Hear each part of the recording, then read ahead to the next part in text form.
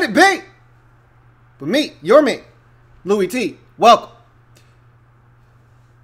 to my continued coverage of the 2018 NFL Scouting Combine. Trying to get this camera to focus. See if we can get it to focus. There we go. This was the big day. And I must say, I was looking forward to day two. Talked about the receivers on the podcast, Louie T Network podcast. For those of you out there that haven't listened, what are you waiting on? Check out the podcast, Louie T Network podcast, available on Stitcher, Google Music Play, iTunes, TuneIn, and of course the website, louietnetwork.net. Anyway, talked about these receivers. It's a big group, long, rangy. How fast are they though? That was the question. I told you, my favorite position in this year's draft, it's not the best position, it's just my favorite, tight ends. And I knew they were going to be athletic. I knew they were going to run and test well. And for the most part, they did that. They checked the boxes that I expected them to check. And so the big one was, how fast are these receivers? There's a ton of big guys in this draft. How fast are you? And I think they went out and showed that this is a really athletic group of wide receivers. Even some guys that I didn't expect to run as fast as they did ran extremely fast and tested extremely well. And when you couple that with what you see on tape with some of these guys, it bodes well for them in their draft stock. So a lot of guys I thought helped themselves today immensely with their performance at the Combine. There were some guys that I was a little disappointed in, some guys that I didn't think they had a bad day per se. They just didn't separate themselves the way that I thought they could have with the opportunity that was presented to them. So from that standpoint, let's get into the Combine. Day number two, tight ends, wide receivers, and of course the quarterback position. And so let's start with group number 4 that started off the day with the tight ends. And I'll go through the list of these tight ends quickly. Noah Fant, excuse me, 4.5 flat. Dude was flying. And we knew this. If you watched the Iowa games this year, if you've watched Iowa at all, if you've watched his tape, you knew this guy was going to go and blow it up, and that he did. At 6'4", 249, running a 4.5 flat and 39.5-inch vert with a 10.7 broad, this guy lit the Combine on fire. And so he has thrusted himself into that conversation for first tight end off the board.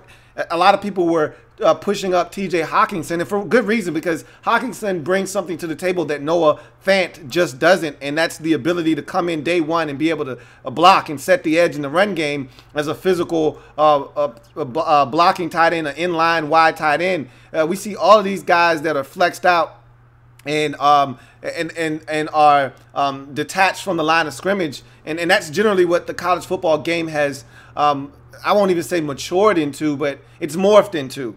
And so when you see a guy like T.J. Hockenson who can do both, and I always say at the tight end position, get you a guy that can do both.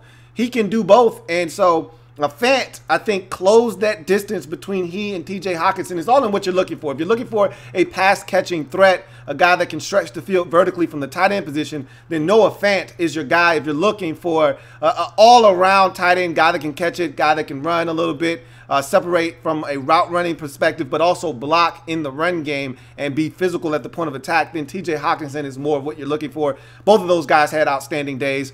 Alize Mack, and Notre Dame guys, you know, I'm pushing for him, and I think he's better than a lot of people think. Ran a 4.7 flat. I thought he would run a little faster than that, I'm not going to lie, but I still thought he had an overall strong day. 6'4", 249 pounds, running a 4.7 at his size and his ability to do some things. I think he's going to help a team this year. Thought he had a solid Combine day as well. Foster Moreau was interesting because I know him from LSU as being a blocker. You know, LSU power run game, they run it more than they throw it.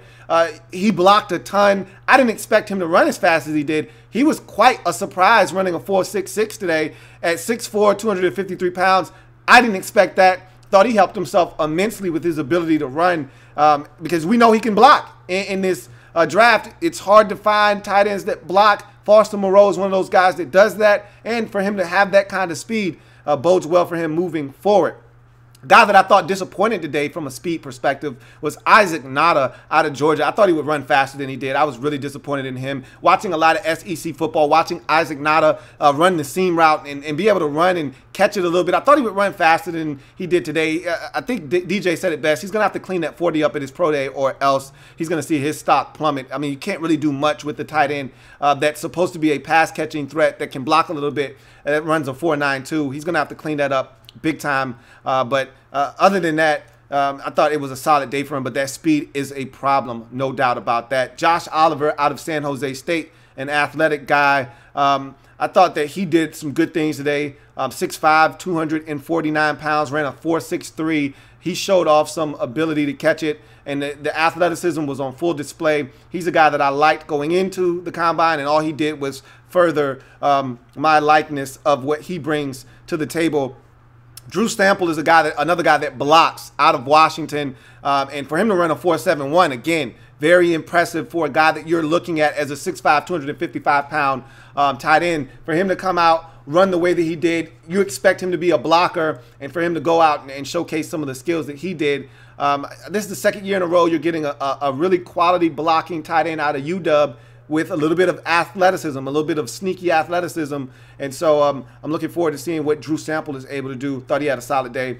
Irv Smith Jr., 4'6", Alabama tight end. He was another guy that was in discussion for first tight end off the board. He's not going to be the first tight end off the board. I think you look at his size. You got some of these guys that are 6'4", 6'5". He's 6'2", 242. Runs great routes. I thought he had great hands all day, but he kept falling. I don't know what was going on with him falling down. I don't know if that was a cleat issue or what, but he could not stay on his feet, especially in the later drills, running those deep corner routes and things of that nature. Just kept hitting the ground, but nonetheless, he was really solid on the day, showed strong hands. You know what you're getting from him, a really good pass-catching tight end that can do a little something in the run game as a blocker. Caden Smith, another guy that I was quite not disappointed. I shouldn't use that word, because I watched him on tape. The guy doesn't separate, but he catches everything. So I kind of knew he was going to run slow. I didn't think he was going to run 4.93 slow. I thought he was going to run somewhere in that 4.79, 4.83 range.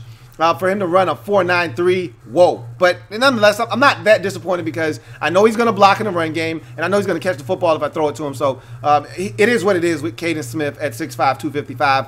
Jay Sternberger is a very interesting case. A lot of people really like him. I like him a lot at Texas, out of Texas A&M. Here's a guy that caught a ton of balls this past year, 4.76 40 at 6'4", 251. Guy is a athletic freak. I've talked about so many of these athletically gifted tight ends in this draft. He's another one of those guys you can add to the list, and I thought he helped himself throughout the day. Really smooth route runner, fluid mover. You could see it out there during the combine. This guy looks the part of a guy that can come in and right away help enhance your offense at the tight end position.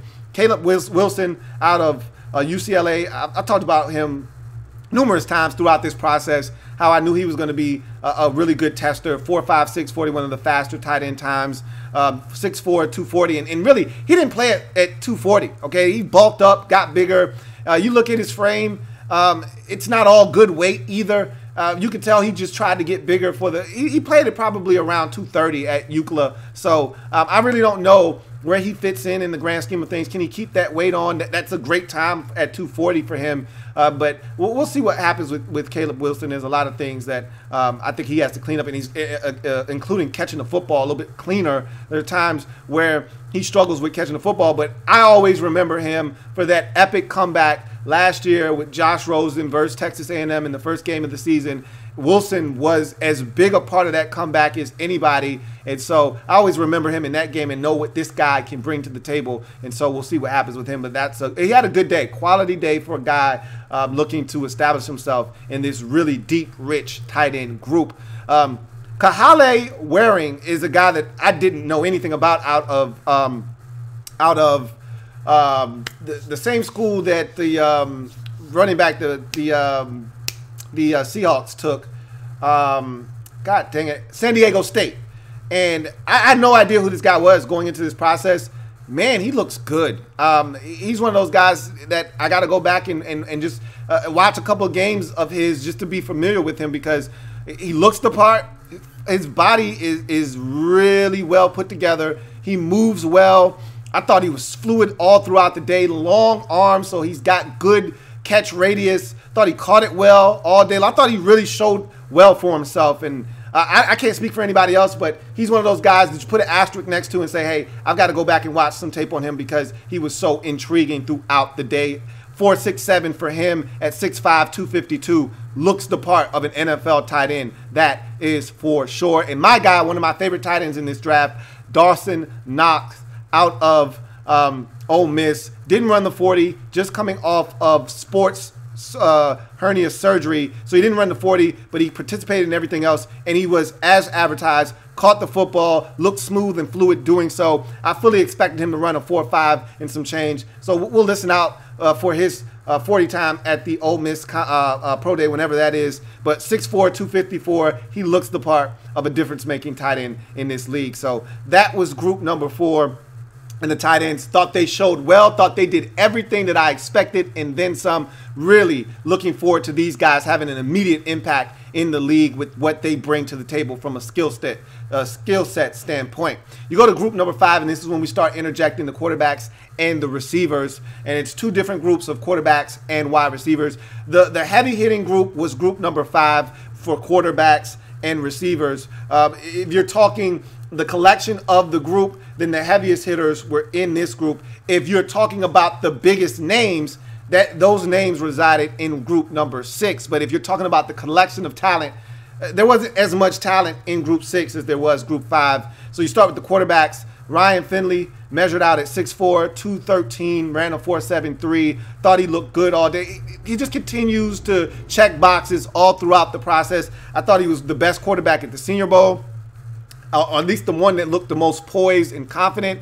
I thought he looked similar at the combine, threw it well. I just really like Ryan Finley. And I'm going to give you my quarterback rankings come Monday or Tuesday. But Ryan Finley is a guy that I just like. I just like Ryan Finley out of NC State. Will Grier, 6'2", 217, 4'8", 440. I thought he was solid throughout the day. I'm not a Will Grier fan, but I think he's a guy that's going to not only land in this league, but he's going to stick around for a while. I've got a comp for him, and I'm going to give you all the comps that I have for these players as we go through this process. But I thought he was solid throughout the day. Didn't do anything to separate himself, but neither did any of the other quarterbacks, and we'll get to that here in a second. Speaking of which, Dwayne Haskins, next on the list at 6'3", 231, running a 5.04 40, claims that he was dealing with a little bit of a nagging injury. He's going to run the 40 again at his pro day. He doesn't need to run the 40. His agent needs to get, his handlers need to get in his ear. Bro, you don't need to run the 40 again. All right, you're done with that. Nobody cares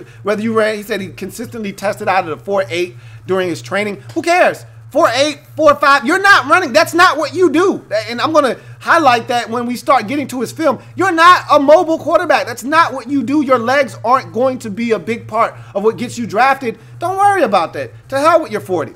Anyway, I thought he was solid throughout the day. He looked confident, but his throws weren't always on point.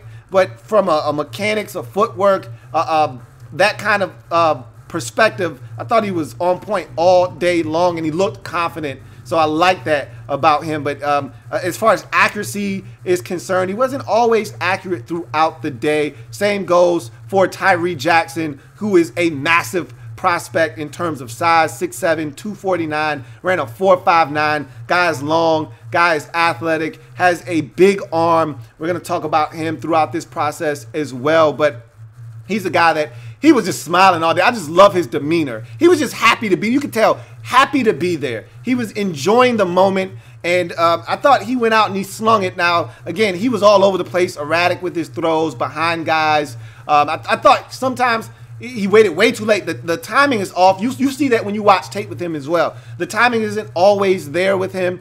That's something he's going to have to work on. He's a project, but he's very talented and a guy worth taking a flyer on in this draft and trying to work with over time. I thought he had a solid day from an athletic standpoint. He went out and showed that he's an athlete, but again, he's got a lot to work on from a quarterback perspective. Daniel Jones, 6'5", 221, 4'8", 140. I thought he would actually run a little faster than that. That's not slow. It's just not as fast for a guy that ran it a ton at Duke, and him using his legs is a huge part of his game. Nonetheless, I thought he was solid on the day. Again, Daniel Jones doesn't wow me, and Daniel Jones is a guy that Didn't wow me at the Senior Bowl. Didn't wow me at the Combine. He's just a solid quarterback through and through. And so that's, to me, what it is with Daniel Jones. They said he was in the meetings and he reminded them of Eli Manning. It doesn't surprise me. He's a very soft-spoken guy, doesn't say much. Remember, coached by David Cutcliffe, which is pretty much in line with the Mannings. They were all coached by David Cutcliffe. They swear by David Cutcliffe. So it doesn't shock me that he has an Eli Manning persona and personality. I'm not a huge Daniel Jones fan, and I thought he was solid throughout the day. Didn't do anything to move the needle per se, but again, that's just Daniel Jones in a nutshell for me, is that he doesn't move the needle for me one way or the other in any event. Drew Lock, 6'4", 228, 4.69 40, checked off all the boxes. I thought of all the throwers in this group, he looked the most fluid, he looked the most confident, and his arm looked the most lively. And he threw with probably the best anticipation. There were some times where he was erratic with the football. There were some times where he didn't throw with anticipation. But you could tell he worked on some of the footwork issues. He's still not all the way there, but he's coming along nicely. He's my guy in this draft. If you're talking about the guy that I think if I had to stake my claim in one quarterback not named Kyler Murray, that guy would be Drew Lock in this draft. I really like what he brings to the table. Love his demeanor, love his swag, love his ability to throw the football and play the game of football. And there's a lot to like with Drew Lock. And I thought he was solid throughout the day. Don't think he moved the needle in terms of, hey, Kyler Murray's not throwing, let me take advantage of this. I thought him and Dwayne Haskins had an opportunity to really go out and wow us. I don't think anybody really did in this group from the quarterbacks perspective. Trace McSorley, 6 feet, 201 pounds. I told you, he's Colt McCoy to me. I've said this throughout the process. I've said it on my podcast. I'm not a Trace McSorley fan. He is a football player. They did ask him to work out with the DBs. He politely declined. That's his business. He can do whatever he wants to do. I don't know if he's going to be drafted as a quarterback. I can tell you this much. The guy's an athlete.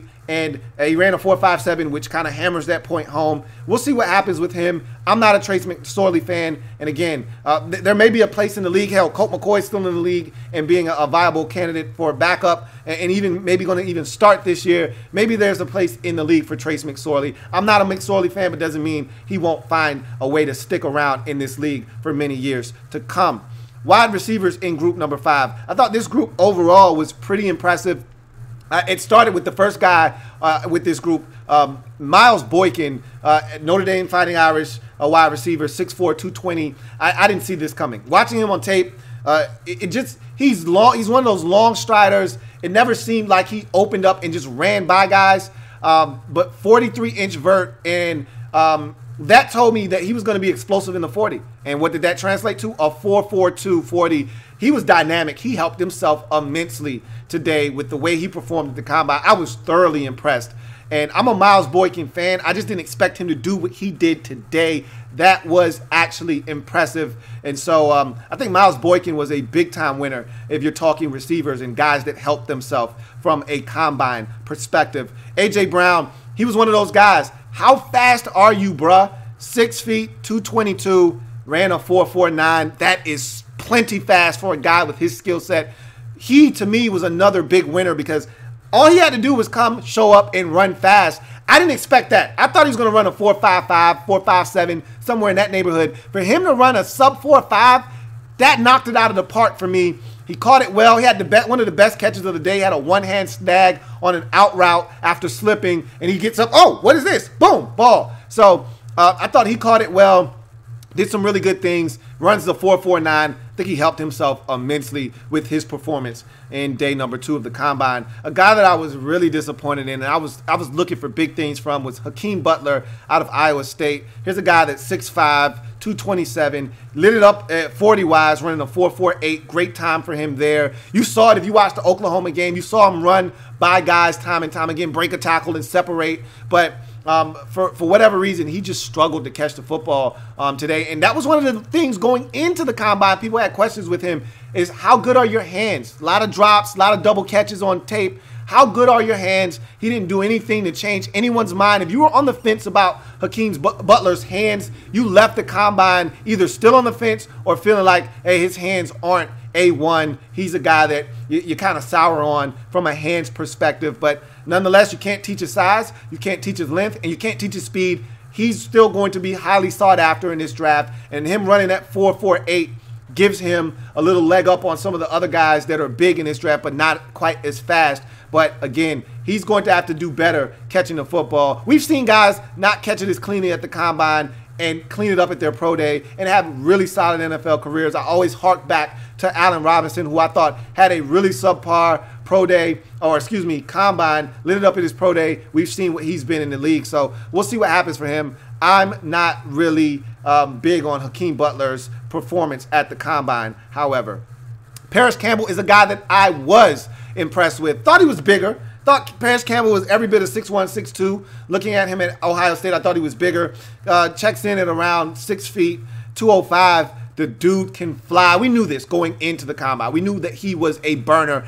4.31 burner maybe? I'm not sure if I knew that much. I knew the guy could fly, and so we knew he was going to test well. 40-inch vert, 11.3 vert broad. He lit it up at the combine. What I was really impressed with was his route running ability, because remember, I told you, if you listen to the podcast, and I talked about this yesterday, he doesn't run a lot of routes at Ohio State. They just got it in his hands because he was so dynamic. A lot of hitches, a lot of wide receiver screens, a lot of jet sweeps, a lot of things where they just get it to him either behind the line of scrimmage or at the line of scrimmage. Not a lot of things, deep routes, and a lot of him running the route tree. Well, I was impressed with his route running ability at the combine. They were crisp routes. He caught the football really well. Every box that you may have needed checked by Paris Campbell, he checked it and then some. Thought he was a huge winner in day number 2 of the combine as well. A guy that I knew could run. If you've watched Drew Lock, then there is no way that you haven't seen Emmanuel Hall and what he brings to the table. At 6'2", 201, that guy can fly. Ran a 4.39 40, checked off that box. 11.9 broad for him. So athletically, he shows you what he can do. He's a guy that, to me, is a one-trick pony, though. He's not a great route runner. He's not a route tree guy. They used him at Missouri to take the top off the defense, and he did it as well as anybody in college football when he was healthy. And so, if nothing else, this guy's going to get drafted just off of his ability to run that go ball or the deep post and beat guys off the line of scrimmage and beat them vertically. And so he showed that he has the ability to do that at 6'2". And so I thought he helped himself from that perspective there. Mecole Hardman, another guy that can flat out run, 5'10", buck 87 out of Georgia. I always just remember in that national championship game a couple of years ago versus Alabama, where he just runs past the DB on that go route and is able to break that last tackle of a diving attempt and scores the touchdown. The guy is so explosive and dynamic. And just anytime he touches it at Georgia, anytime he touched it, it was always one of those hold your breath moments, because you knew at any point he could take it the distance. He showed you that speed, running a 4.3 at the combine in day number 2, a blazer. I still question his ability to run routes. I still question how good are his hands. But again, he's one of those guys, you find ways for him to touch the football. Similar to Curtis Samuel last year, he's one of those guys that I don't know if he has a position, so to speak. You just figure out ways to get him involved. We'll see where Mecole Hardman ends up and how he is utilized at the next level. But one thing's for sure, the guy can run really, really fast, and he proved that again at the combine. N'Keal Harry might be my favorite wide receiver prospect in this draft. Never, ever trust a man with 2 first names. However, 6'2", 228. I was afraid he was going to run in the 4.6 range. I was really nervous that he was going to run. And, I heard people talking beforehand. He might run a 4.7, and I was like, yikes. He can't be that slow. I watched him on tape. I'm like, he's not 4.7 slow. He might be 4.62, 4.65. He's not 4.73 slow. Like, don't put that on that man. Well, he ran a 4.54. That, for me, right there solidifies it. He's first-round material all day long. I would venture to say that he's a top 20 pick. If I'm a team, I'm looking at N'Keal Harry as arguably the best receiver in this draft. And he did nothing but go out and catch the football and prove that he's one of the better receivers in this draft. 38-inch vert, a 10-2 broad. He checked off every box that we had questions about. I didn't think he would run nearly as fast as he did. I was so happy for him because his skill set is so unique in what he brings to the table that I was like, man, if you could just run fast, you're going to be one of the better receivers in this draft, and that he did. And so I'm happy for N'Keal Harry, even though I do not trust him. He's got 2 first names. Kelvin Harmon was a guy that I also wanted to see how fast he was because on tape, it seemed like defensive backs stuck to him like glue. He could not separate. Now, he caught just about every damn thing except for a deep ball versus Clemson that pissed me off because he was open. And that drop, I thought, changed the tenor of that football game. You're already trailing 14-0. You need a spark. You get behind the defense. Your quarterback puts it right in your hands 40 yards down the field and you drop it. That was a huge drop. But just about everything else he caught. Every big 3rd and 4th down play, they went to Kelvin Harmon and he caught the football. But it was always in tough, sticky man-to-man coverage. And now I saw why. He ran a 4.61. And so at 222 pounds, standing 6'2", I said he's got a big physical frame. He catches the football, strong hands. But that 4.61, any talk of first-round wide receiver, that's dead. I've seen mocks where this guy was as early as 14 off the board, 15. This guy's in a first-round pick running a 4.61 40. I'm sorry. There are too many other guys that are viable options in this draft to take a guy like Kelvin Harmon with a first-round pick after he ran a 4.61. No Hollywood Brown in this group. He would have been in this group. Marquise Brown, the most dynamic and explosive receiver in this draft, did not run. Talked about that on the podcast, that he is recovering from Liz Frank surgery on his foot. So we'll talk about him later on in the process. But he's a guy that, with his speed and dynamic ability, definitely still coming off the board in the first round despite not being able to work out in any of the pre-draft workouts. No J.J. Arcega-Whiteside either. As we go to group number 6, and this was an interesting group from the standpoint of there wasn't any star power here other than DK Metcalf.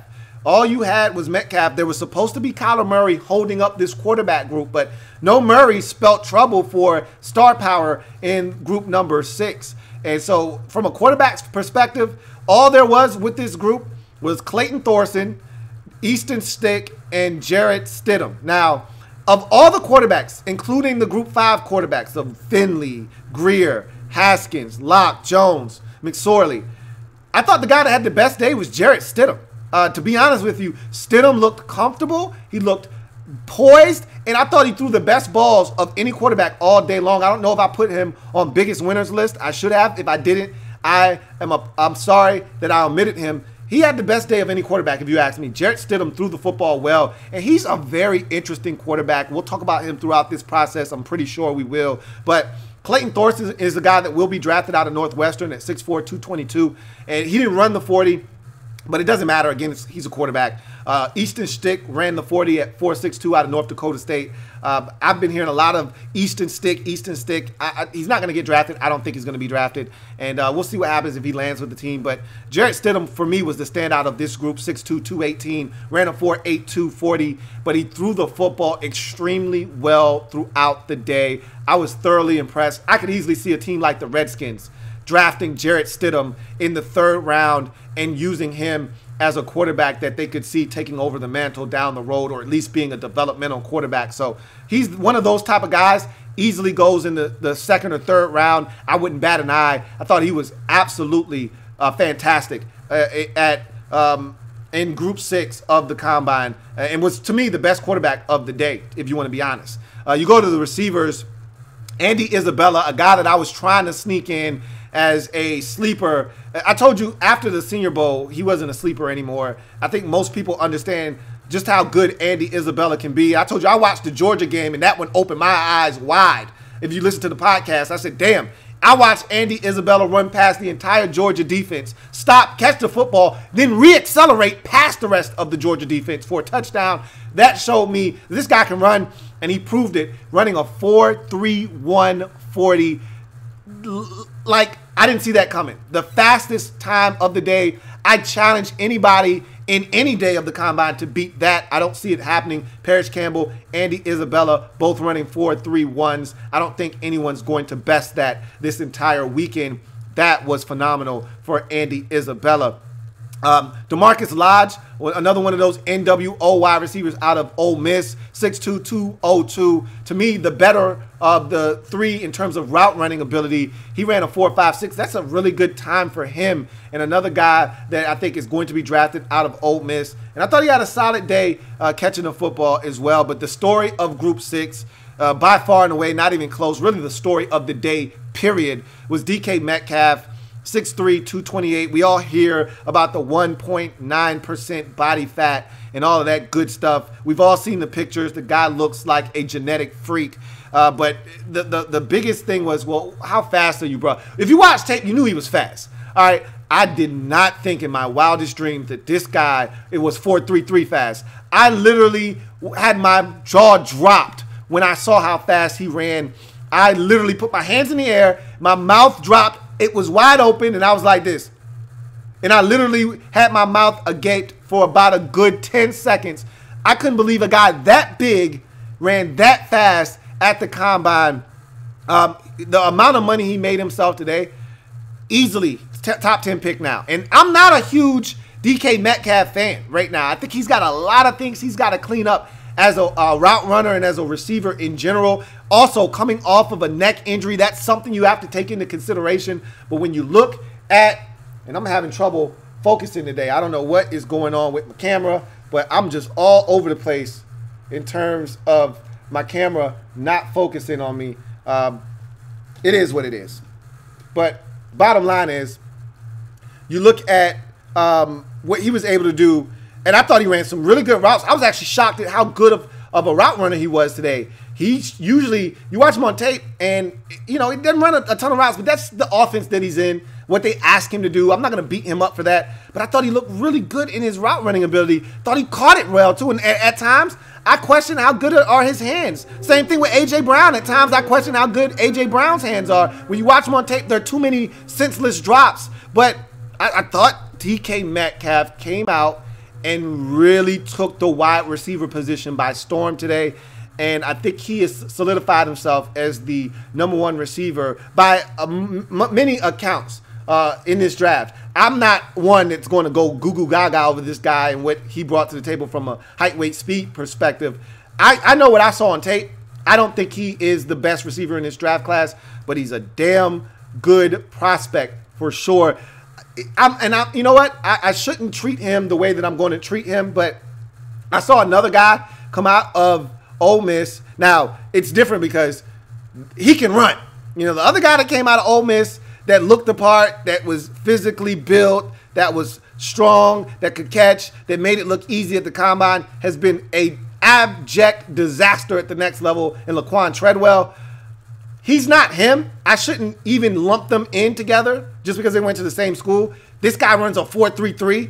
All right, this guy is a monster from that perspective, but there's some things he's got to clean up, and he's coming off of an injury. But we've seen a guy with a neck injury come in and still tear the league a new asshole in Mike Williams out of Clemson. So if that's any indication that he can come back and be a force, then DK Metcalf really helped himself immensely. I think he might have catapulted himself into the top 10 with what he did at the combine today.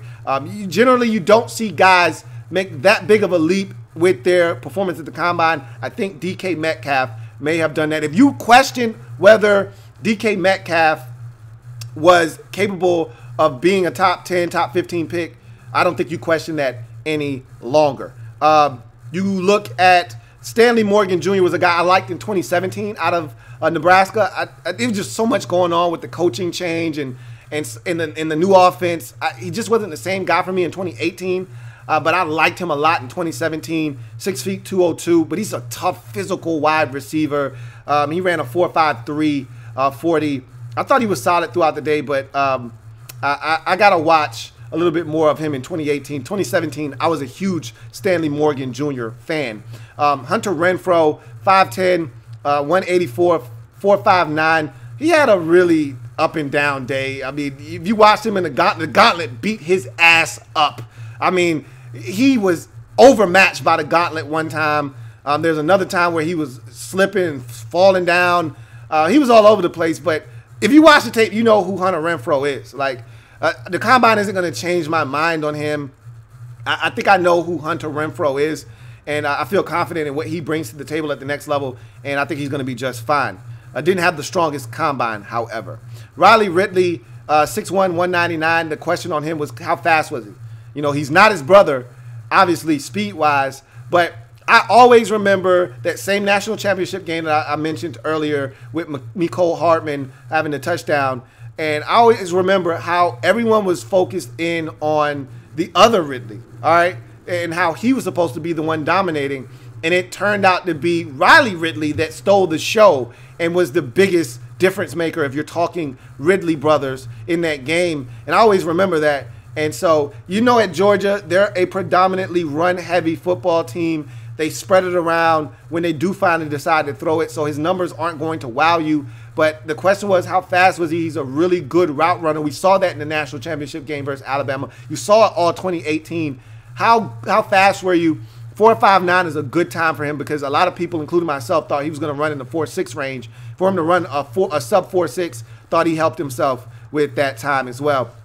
Deebo Samuel at 5'11", 214, ran a 4.49. That's a great time for him. I thought he was going to be in the 4.55 range, but I wasn't overly impressed with it. I know this guy's a route runner. I know this guy can catch the football. I just thought he didn't look as fluid as I expected him to look out at the combine, but that doesn't make me feel any differently about Deebo Samuel. I know what this guy is as a football player, and so I didn't think he had the strongest day, but that 40 did help him because I didn't think he was going to run that fast. I don't think a lot of people thought he was going to run that fast. David Sills V, he's another guy that I did not expect to run as fast as he did at 6'3", 211, 4.57. That's a great time for him because that's a guy that caught just about everything at West Virginia. A lot of sticky coverage, big, long, rangy receiver. Thought he was going to run in the 4.6s. It wouldn't have shocked me if he ran a 4.71. And for him to come out and run a 4.57, it's a damn good time for David Sills V. I think he helped himself with the way that he was able to run and test athletically at the combine. And finally, no 40 for Anthony Johnson. You could see him laboring out there. He tried to gut it out. He participated in a couple of drills, mainly the gauntlet. You see the strong hands with that guy, but he's just not right now, and you probably won't get anything good out of him until the Buffalo Pro Day. Kudos to him for trying to gut it out, but at this point, if you can't go, don't go.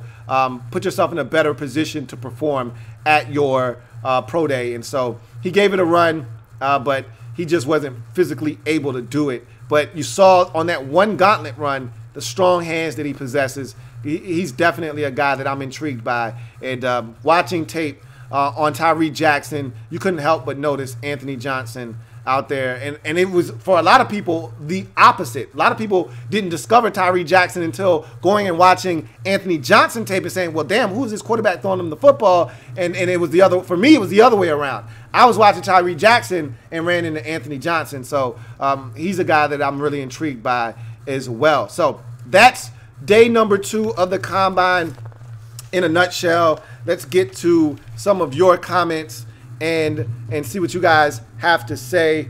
I apologize for the blurry vision with the camera. That's a little bit of me needing to clean my camera lens off and me not having the green screen close enough as well. But let's get to some of your comments. Corey Fitterman says, DK Metcalf is a monster, and Jason from Auburn was on fire today. Possible draft picks for the Redskins. He asks, DK Metcalf, if you have been reading and following some of the beat writers that are down in Indy covering the Combine, DK Metcalf and the Redskins hit it off, and at his 15-minute presser, DK Metcalf said the best interview he had was with the Redskins and Jay Gruden. So he's definitely on the Redskins' radar, and after today, I'd pretty much say that the Redskins are definitely intrigued. And I just don't see him making it to 15 after what he did today, though. I just don't.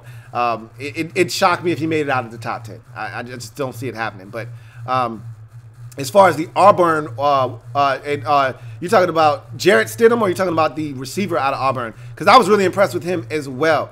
I thought he caught it well, showed off some speed, ran in the high 4.4s. I thought he really showed well today. So there were some really good performances by some guys out there. Ryan Armagoss says, there have been some talks at the Combine that the Redskins trade for Josh Rosen. I've talked about that. It's a possibility, but it's all about the asking price. And again, nothing's going to happen yet. You know, I think anything regarding Josh Rosen in a trade is going to happen a lot closer to the draft. It's too early for them to make a move. So many things could happen that you just don't want to put yourself in a position where you trade away Rosen, Murray all of a sudden tears his ACL, and what do you do now? You know what I mean? You're screwed. So I think nothing's going to happen until we get a lot closer to the draft. And as we all know, deadlines spur action. So until we get closer to the draft where it becomes a little bit more imminent that something get done, if they're going to draft Kyler Murray #1 overall, I don't think we're going to see anything happen right now. But I've said this. I'm cool with the Redskins trading for Josh Rosen. I don't want to give up 15 for him, though. But if they did that, I don't know if I would be opposed to it. I don't necessarily want to do that. But if they did it, I wouldn't be upset. I wouldn't be up in arms about that. But I digress. Will Ford says they need to stop reporting DK is 1.9 body fat. It isn't even possible. He's probably around 7%. Look, I'm staying away from that. I don't know anything about that. You look at the guy, there's not a lot of body fat on him. I can tell you that much. So I don't know what it is, but the guy's a freak. I know that. Ryan Armagoss says, Andy Isabella really disappointed me. I thought he would be much faster. You thought he was going to be much faster than 4.31? If you thought he was going to be faster than that, then you got some pretty high expectations, my man.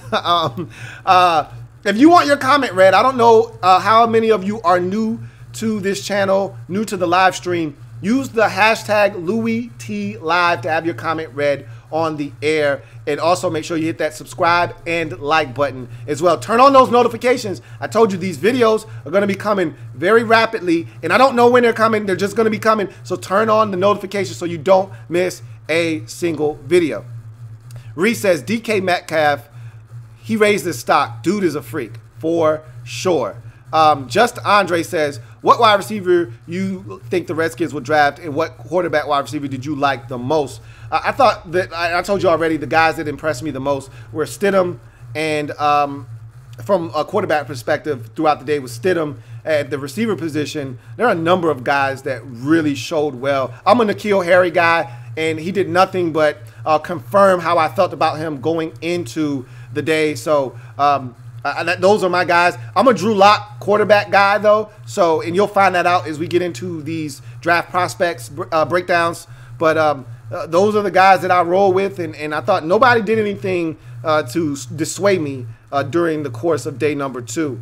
Reese says, what are your thoughts about the Redskins' interest in Rosen? I've talked about that on the podcast, so if you want to know how I feel about Rosen potentially being an option for the Redskins or anybody out there, I don't really have a problem with it at all. Check out the podcast, though.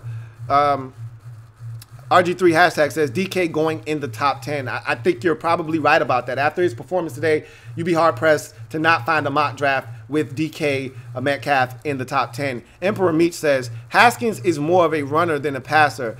That was a Stephen A. Smith special gem that he dropped on our melons.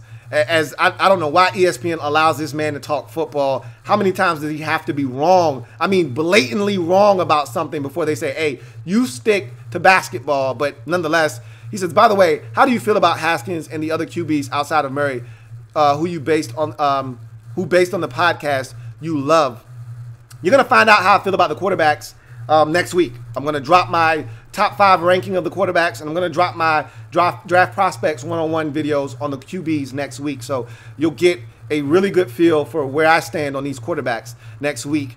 Larry G's the best says, DK must stand for Donkey Kong because he really killed the combine. Dude almost ran him forward too. Reese says, did Paris Campbell catch well? I only saw him run. Yes, he caught it well. He had an outstanding day, did Paris Campbell. Not only catching it, I thought his route running was exceptional for a guy that didn't run a ton of routes at Ohio State. Man, was he impressive today. Ryan Armagoss says, I think the Redskins should get Irv Smith Jr. He plays like Jordan Reed, and we should make him Reed's successor. that's on the table as well. I mean, I don't know what direction the Redskins are going to go in. I don't know where Irv Smith Jr. is going to go in this draft. He could easily be a first-round pick. It wouldn't shock me if he was a first-round pick, but I think there are so many tight ends that you could pick in this draft ahead of him that he could easily slide into the second round. Could he slide into the wheelhouse of the Redskins in the second round and be a viable option there? I think tight end is a position the Redskins don't have to necessarily draft that early with all the talent that's going to be in this draft and all the positions of need. Tight end not really being one of them at this very moment. I don't know if you necessarily would like to spend that kind of resource that early in the draft on a position that you're not really dying to have an upgrade at this very moment. We've got so many positions of need that are positions that have holes in them, glaring holes that I don't know if you can afford to spend a top, 2-round pick on a tight end right now. Cloud says, on a scale of 1 to 10, how likely is it that the Eagles get DK Metcalf? 0. Unless you're trading up. You're not trading up for a receiver. Let's face it. It's a 0. Ryan Armagoss says, DK caught well in the gauntlet. Does it mean anything? Because if you look at his tape specifically against LSU, he couldn't catch anything. Like I said, he's not number 1 on my board, and the combine isn't going to change that because he's inconsistent with his hands, him and A.J. Brown. But that being said, he's still a physical freak, and you have to take that into consideration as well. He caught the ball extremely well today. I was actually really impressed with the way he caught the football because I was expecting more drops. There were a couple of double catches and things of that nature in there, but he caught it exceptionally well for me throughout the day. And so, yes, him catching the football does mean something because you can get better at catching the football, okay? You can improve your hands. Catching is a skill that you can improve upon, all right? It is not something that is innate. Like, it's not something that you can't do. It's like a jump shot in basketball. You can get better. And so he may be catching the football better, and he needs to continue to work at that. Larry G's the best says, I disagree with Hakeem Butler on the loser side. I think he did more than what it was expected. I disagree. I thought he didn't catch the football well at all today. From a running standpoint, I was really floored by his 4.49. I didn't expect him to run that fast. I knew he had some speed, though. I thought he would be in the 4.5 range, but as far as catching the ball, that was the biggest knock on him coming into the combine. So it wasn't that he was going to be slow, and it wasn't that he needed to time well at 6'6". If he ran a 4.59, was anybody going to care at 6'6"? No. I think everybody wanted to see him catch it well, and I didn't think he did that. So that's why I feel like he wasn't a big winner today. RG3 hashtag says the most disappointing one to me is Lil Jordan Humphrey. I wasn't a little Jordan Humphrey guy coming into the combine. I didn't think he stood out for me at Texas.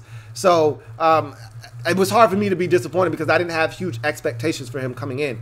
Emperor Meat says, Paris Campbell is low-key giving me Philip Dorsett and Bashad Perriman vibes. Don't do that, man, like that. First of all, I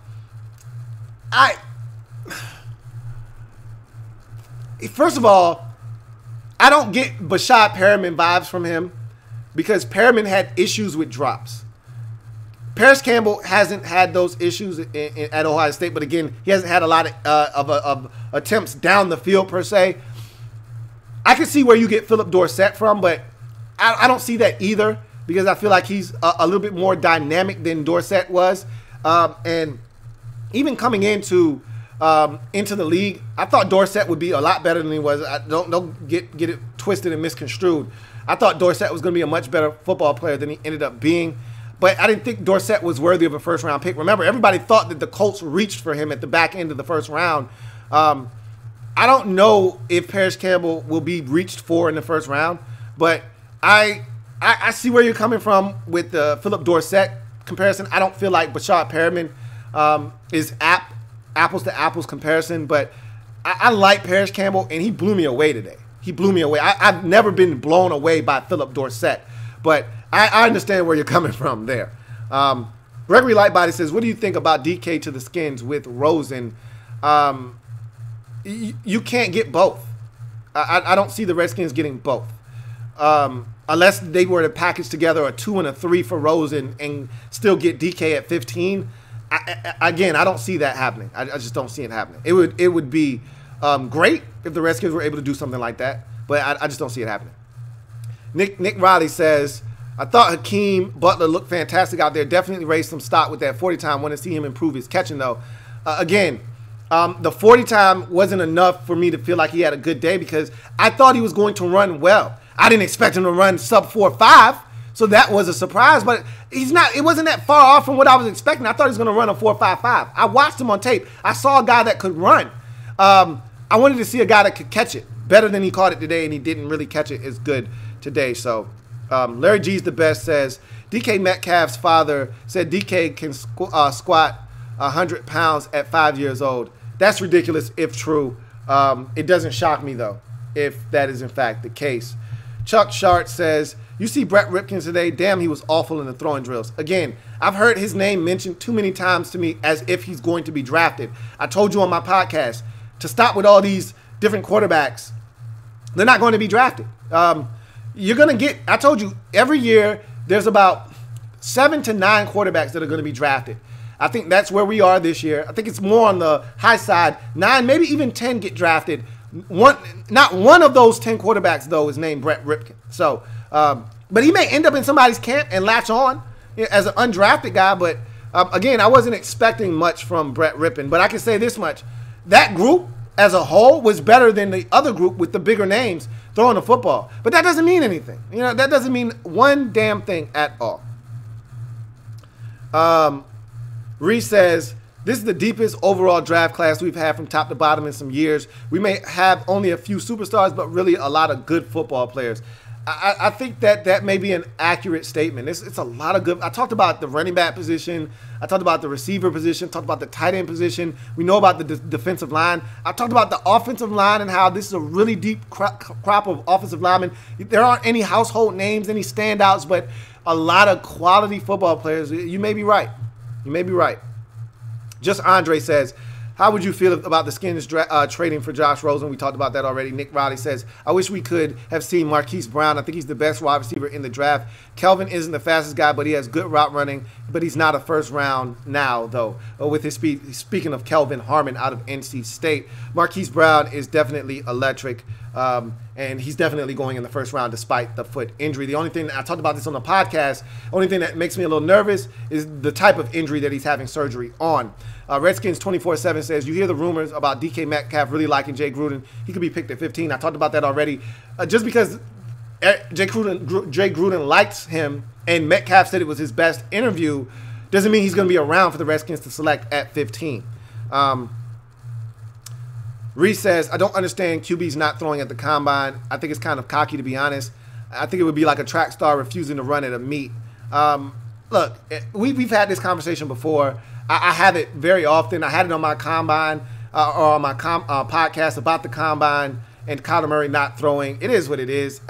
I'm a guy that wants to see people compete. And, you hear that word thrown out at least 1 million times over this weekend. When you're talking combine, just go out and compete. Like, what are you afraid of? It's one thing if you don't want to run, because you may not be ready. And in his case, he put on weight. He put on weight purposefully, so maybe he didn't want to run. But what does that have to do with you throwing? I didn't. But it doesn't matter. At the end of the day, it doesn't matter. Redskins 24/7 says Finley and Stidham would be great fits for the Patriots. I think Finley more so than Stidham. I mean, Finley would be an excellent fit. Like, I heard DJ saying that, and I couldn't agree with him more. Like, he's the quintessential Patriots quarterback. I could definitely see Ryan Finley ending up there for sure. Nick Riley says, my big concern with J.J. Arcega-Whiteside is that he doesn't have the greatest hands and isn't the fastest guy, but he can high point the ball with ease, and that basketball background helps a lot. His hands aren't the greatest, but they're strong hands. Generally, when he touches the football, he comes down with it. There are times, though, where if a cornerback, which he doesn't get out of his breaks well, he doesn't transition well as a bigger guy, and so corners can be right there in his hip pocket. But if he's able to separate and get a little bit of space, he touches the ball, he's going to come down with it. The thing is, when a guy is right there and can disrupt him, his arms, he can have a little time with the football. But if it touches his hands and he gets 2 hands on the ball, he's coming down with the football. He's got really strong hands. Redskins 24/7 said, what did you think of Daniel Jones? He was average to me. And Daniel Jones, you watch his tape, he's average to me. I don't see first round talent with Daniel Jones. I don't. You know, it is what it is. That's what we do to quarterbacks. Vincent Cole says, hey, Lou, what do you think of Jay Sternberger to the Skins for the 3rd round? If he's around, I'd love Jay Sternberger in the 3rd round. He's an absolute talent at the tight end position.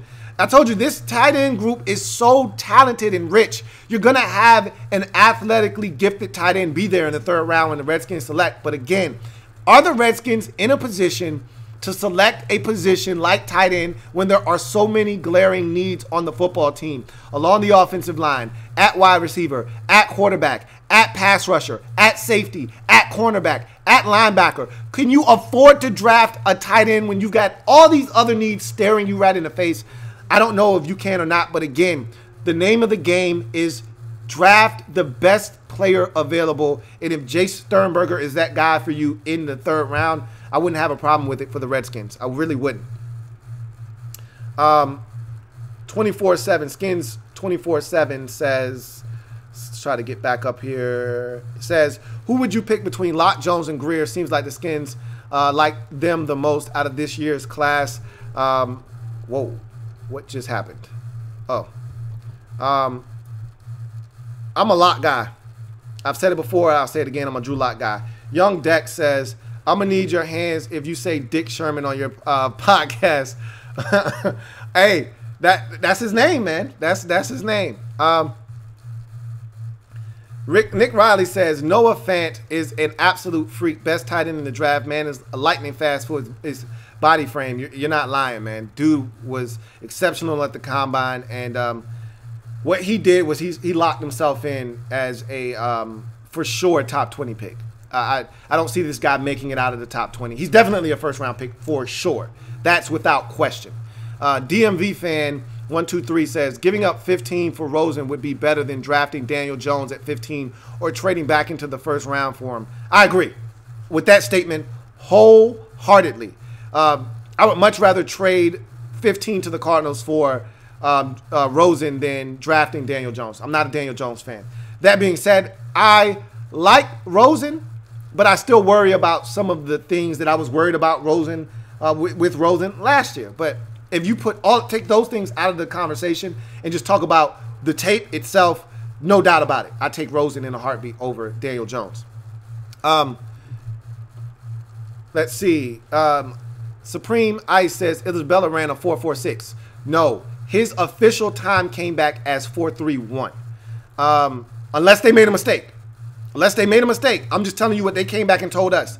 And when they put him simulcast with DK Metcalf, if DK's time is a 4.33, he was right there. So, yeah, he ran a 4.31 for sure.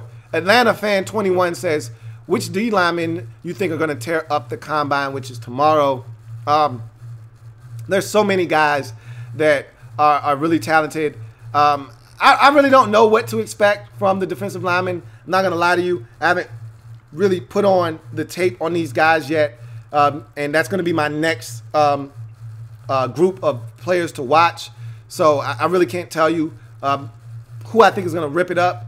There are some names that I'll be looking for on the defensive line. But again, when you're talking defensive linemen, I told you on my podcast, I really don't take too much stock into D-line and offensive line at the combine, because what they do best, you generally don't get to see at the combine. The combine is really for the skill guys, the guys that you want to see run, jump, catch, that kind of thing. You're not going to really see anything from defensive linemen. You're going to see them slap a bag really hard. Like, there's not much you're going to see out of a defensive lineman. Obviously, you want to see what Boza looks like. If some of these pass rushers, Ja'Kai Polite, Josh Allen, Boza, those are the guys I'm looking forward to seeing. You know what I mean? These are the guys that I think have a chance to really stake their claim and solidify their self as top 20 picks in this draft. You got Sweat out of Mississippi State. Those are the kind of guys that I'm looking forward to seeing. All of the Clemson guys, Clellan Ferrell, Wilkins, all of those guys. I'm looking forward to seeing those guys as well. Obviously, Quillen Williams is a guy that everyone loves. So there's a ton of guys. What do they look like athletically? But again, for the defensive line, you know, it's really not all that intriguing to me, to be honest with you. Leo RJSP says, do you think the pass rushers will drop because of the wide receivers? And what 3 edge rushers do you like the most? It depends on what kind of defense you're playing.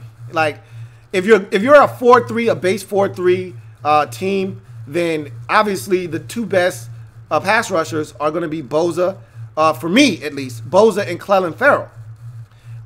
With Josh with Sweat just slightly behind. Now, if you're talking 3-4 outside guys, then you get into the Ja'Kai Polites and some of these other guys that are a little bit more of a hybrid of you know, a Burns out of Florida State. So it just, you know, and I think, and you would also throw Josh Allen into that mix, probably at the top of that list. So it just depends on what kind of defense you're playing and what you're looking for. You know, you're looking for a 4-3. I'm more so looking for Bosa, Clelin Ferrell out of Clemson. You're looking for a 3-4. I'm looking more of Josh Allen, Ja'Kai Polite as guys that I think are a little bit more adept at getting to the pass rusher from a 2-point stance. So that's just me. And do I think pass rushers will drop because of the receivers? No. I think pass rushers will drop because of the quarterbacks. I think you're going to see 4 quarterbacks potentially go in the top 15, similar to last year, where the quarterbacks got pushed up. And you're going to see these quarterbacks come off the board. You're going to see maybe a receiver or 2 come off the board. And because of that, you're going to see guys get dropped in the draft that have no business dropping. And you're going to end up with some teams getting their hands on some players that they otherwise wouldn't get their hands on. Ryan Amagar says, my bad. They clocked them at 4.56 at first. 4.31 is more than fine. Yes, okay. I thought that you did know about the updated time. Yin Yang Domain says, can we draft Harry and Lindstrom and get what we need later in the later rounds? Sure, you could. Absolutely. If there's no quarterback that you like there, N'Keal Harry's there at 15, which I believe he will be at 15, you take him. You take the Boston College interior lineman Chris Lindstrom in the 2nd round. Why not? I wouldn't have a problem with that. And then you got Redskins have 4 top 100 picks. You can do damage with that. You can do some serious damage with 4 picks in the top 100. So it's going to be interesting to see how they play it, you know. And do they do anything stupid like trade for AB or trade for Rosen, which wouldn't necessarily be stupid, but what are you giving up for him? It'll be interesting to see. There are a lot of different dynamics. I get the feel like the Redskins want to make a splash. Like they're itching to do something crazy. So we're going to see. Matthew Lynch says, I disagree. I think Noah Fant can be a good blocker on the next level. The effort is there. No one ever said he wasn't a good blocker. He's not as good a blocker right now as we sit here today as TJ Hawkinson. That doesn't mean he can't block. I told everybody last year that Dallas Goedert wasn't a great blocker at that moment, but you looked at the tape and you said the effort is there. He can be a good blocker. And what was Dallas Goedert? He was a quality blocker for the Eagles this year. So I'm not saying that Noah Fant can't block. I'm just saying right now as we sit here, he's not TJ Hawkinson as a blocker. That doesn't mean he won't develop into a blocker. So like I said, I didn't say he can't block. Tall guy says, do you think Al Davis rose from the dead after DK's workout? That's his type of player. Absolutely. He definitely was smiling on that one for sure. Will Ford says, don't be surprised if Texas linebacker Gary Johnson runs in the 4.4s.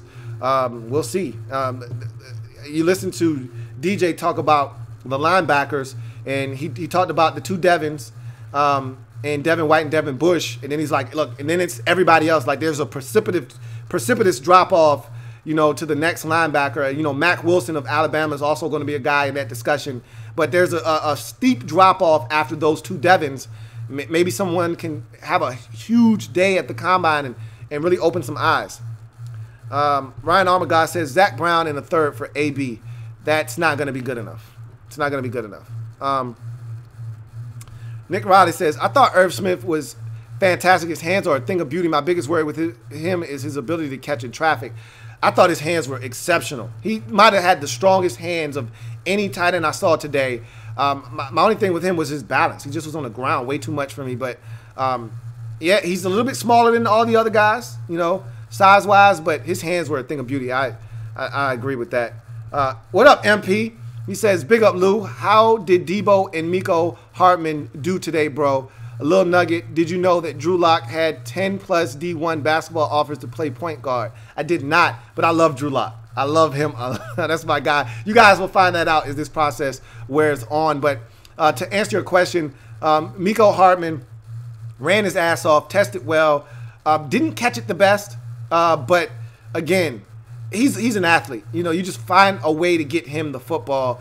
So, and Debo Samuels, I thought he would be, or Debo Samuel, I thought he would be a little bit more fluid than what he was today. That being said, thought he caught the football well, and I thought that he ran a lot faster than anybody. Well, I can't speak for anybody. I didn't think he was going to run a sub 4.5. I thought he was going to run somewhere in that 4.52, 4.55 range. You know, I wouldn't be shocked if he ran a 4.57 because I thought he was one of those quicker than fast guys, and then he runs a sub 4.5. So I thought from that standpoint, Debo helped himself because we all know the type of route runner that Debo Samuel is. So for him to run a sub 4.5, thought he helped himself from that standpoint. McLovin says, is this the best wide receiver draft since the 2014 Odell, Mike Evans, Cook, Watkins draft? I don't know. You know, I don't know if any of these guys are going to come in and have the type of season that, remember, we had like 3 1,000-yard receivers in that draft in their rookie season. I don't know if we got 3 1,000-yard receivers in this draft, but we do have some potential difference makers. That's one of those legendary drafts was 2014. I don't know if I'm willing to put this group with that group right now. In any event, McLovin says, thoughts on Nasir Adderley. I think he will run a 4.4, and he said if he runs a 4.4 40, he'll get himself drafted in the top 20. I love Nasir Adderley out of Delaware. I thought he had a strong Senior Bowl, had a pick in that game. He looks the part, and I think he's a guy that could open some eyes with a strong combine for sure.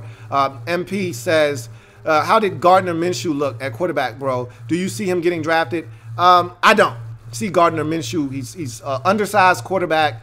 I think he's a guy that may stick on an NFL roster after not being drafted, but he was solid. He didn't do anything for me. There wasn't any zip on his passes. He just seems like an average quarterback, you know. But a lot of people seem to love him, love Gardner Minshew. I'm not one of them. Gregory Lightbody says, when's the next Redskins report? That will be probably sometime this week, if I'm guessing. Will Ford says, I'm going to miss my main man, Mike Mayock. I talked about that on the podcast. There's no replacing Mike Mayock, although DJ does a bang-up job. Nick Riley says, I think the 2 wide receivers that boosted their draft stock the most were Paris Campbell and N'Keal Harry. They were fantastic. I don't disagree with that.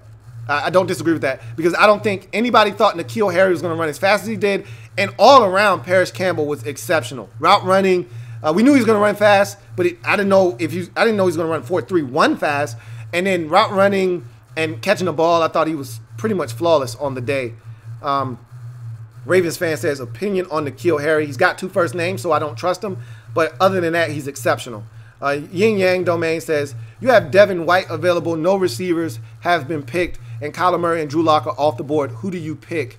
If I can't get a quarterback and Devin White and no receivers have been picked, it'll be interesting. Got to see what the Redskins do in free agency first. That'll tell me a lot. Because it'd be hard for me to turn down Devin White, even though I know the Redskins like the 2 Alabama linebackers that they have on the inside. It's hard to turn down Devin White. We don't have a legit number 1 wide receiver. So if you're telling me that that's untouched and that I get to take the best receiver on my board, that changes some things. But you also have to look at the pass rushers. If you're telling me something elite is sitting there as well, it's just there's going to be a lot of options for the Redskins at 15. Nick Riley says, I really wasn't that impressed with any of the QBs today. Again, you're not wrong in your assessment there. I was impressed with Jarrett Stidham of all the quarterbacks, but you're not wrong there. You're not wrong. Demarcus Lewis says, thoughts on Skins making a trade for Carr. What would it take to get? We can't afford his contract. He just signed a new contract, I think last year. We can't afford his contract. not with the situation that we have going on with Alex Smith and how his contract is eating up all the space that it is. We can't afford that kind of contract. The only quarterback contract we can afford is a low-level free agent or a rookie. We can't afford to pay another big-time NFL quarterback that's commanding a bunch of money that's already under contract like a Derek Carr. Young Deck says, did you see Lil Jordan Humphrey running for him? It's the reason he ran such a – his arm was flailing in the air. I mean, it was all the way over his head. His form was god-awful. Skins fan all day says, what up, bro? Antonio Brown. I hope they don't do it. Skins fan all day says, DK Metcalf. Oh, my God. Redskins 24/7 says, who do you want the Skins to draft with the 15th pick? Again, it's hard to say right now because – I want to see what they do in free agency and what they do with and that's why I talked about roster management, and that's why I have that series coming out with the Redskins, because what we do in free agency, what we do with our own free agents, that's going to go a long way in determining what I think and then how the draft unfolds. I mean, I could say, yeah, I want the Redskins to draft this wide receiver, and if Drew Lock is sitting there at 15, I want them to take Drew Lock. So it could change, definitely. Andrew Decal says, bro, a guy that caught my eye in the tight end group was Josh Oliver from San Jose State. That kid is a sleeper for my Cowboys, especially in the 3rd round. I knew he was an athlete coming in, so he didn't blow my doors off because I already expected a lot from Josh Oliver coming in. I talked about that on the podcast. I thought that he would come in and have an impact because I told you there were 9 tight ends that I thought could come in and really perform well, and he was one of them. The guy that knocked my socks off was the tight end out of San Diego State that I had no idea. What's his name? Kahale Waring. I had no idea who he was. He looks good. Will Ford says, no one has ran a Moses Malone yet. Not one person. Isn't that crazy? No foes yet. Ravens fan says, when will you upload your mock draft? I don't do a mock draft until a month out from the draft. So mock draft not coming for quite some time. Jimmy Berry says, how is Kyler Murray looking in the combine? Is he overhyped? He didn't do anything at the combine. Just the fact that he weighed in at 207 pounds and was 5'10" was all he needed to do at the combine. Is he overhyped? I don't think so. McLovin says, do you think DK is the next Julio Jones, and will the fear of him missing out on him make a team draft him in the top 5? Maybe, maybe not. I don't think he's the next Julio. Julio Jones was much more polished coming into the league than that of DK, but he's got the body type. We'll see what he's able to do at the next level, though. I don't want to put that on him, that he's the next Julio Jones. I can tell you this much, though. The dude can run. You can see that on tape. You know, for all of his faults, the dude can run.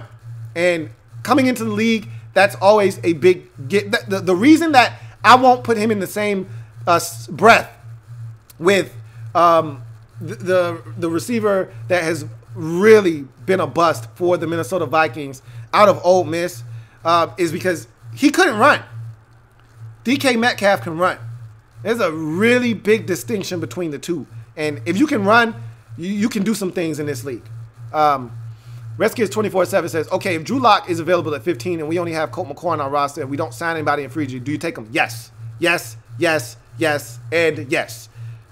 Drew Lock is my guy, and so definitely would take Drew Lock with the 15th pick if he is, in fact, available. But trust me when I tell you, Drew Lock will not, I repeat, not be available at 15. Not going to be available at 15 when the Redskins select. Trust me on this. That being said, I thank you guys for watching and participating. Make sure you like the video, subscribe to Louie T Network if you haven't already done so. Make sure you check out the podcast, Louie T Network Podcast, for more great content available on Stitcher, Google Music Play, iTunes, Google, TuneIn, and of course the website LouieTNetwork.net.